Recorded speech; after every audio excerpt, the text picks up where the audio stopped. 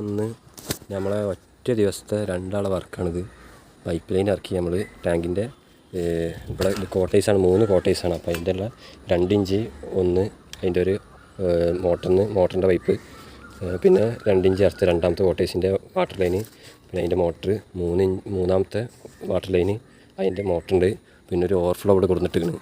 അങ്ങനെ 6 2 ഇഞ്ച് പൈപ്പും 3 1 ഇഞ്ച് പൈപ്പും 1 ഇഞ്ച് സെപ്പറേറ്റ് ഓവർഫ്ലോൻ്റെ ഇന്ന് നമ്മൾ വർക്ക് എടുത്തതാണ്. അതിൻ്റെ ഒപ്പം തന്നെ നമ്മൾ മേലത്തെ ബാത്റൂമിൻ്റെ കുളിക്കണ വെള്ളത്തിൻ്റെ ഔട്ട്ലൈന് 3 ഇഞ്ച് പൈപ്പാണ് ഇട്ടിരിക്കുന്നത്. നമ്മൾ കുളിക്കണ വെള്ളത്തിന് അതായത് കോട്ടേഴ്സ് ആയതുകൊണ്ട് ഇനി ബ്ലോക്കും കാര്യങ്ങളും വരണ്ടെന്ന് ചോദിച്ചാൽ നമ്മളോട് ഓണർ തന്നെ പറഞ്ഞതാണ് 3 ഇഞ്ച് ഇടാൻ.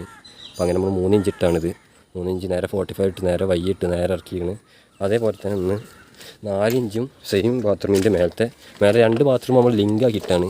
വേറെ 2 കോട്ടേഴ്സിന് ഓരോ ബാത്റൂമാണ്. അപ്പോൾ രണ്ടും കൂടി ലിങ്കാക്കിയിട്ടാണ്. അപ്പോൾ അപ്പുറത്ത് 3 ഇഞ്ച് ഇറക്കിയിരിക്കണം, ഇവിടെ 4 ഇഞ്ച് ഇറക്കിയിരിക്കണം. സെയിം രീതിയിൽ തന്നെ 45 വഴി നേരെ പൈപ്പ് ഇറക്കിയിരിക്കണം. അപ്പോൾ ഇതും 2 ബാത്റൂമിൻ്റെ ക്ലോസറ്റിൻ്റെ ലൈനാണ്. അത് 2 ബാത്റൂമിനെ കുളിക്കണ ലൈനും നമ്മൾ പിന്നെ അവിടെ മേലെ തന്നെ നമ്മൾ വെള്ളത്തിൻ്റെ ലൈന് പശട്ട് ഒട്ടിച്ച് വെച്ചിരിക്കണ്. എൽബോ ഇട്ടിട്ട് കണക്ടർ ഇട്ടുകൊണ്ട് MTFD ഇട്ടുകൊണ്ട് കണക്ട് ചെയ്തിട്ടിരിക്കണ്. UPVC ആണ് ഫിറ്റിങ് ഇത് വരുന്ന പൈപ്പ് വരുന്നത്. അതിന് നമുക്ക് PVC കൺവേർട്ട് ചെയ്ത് വെച്ചിരിക്കണ്.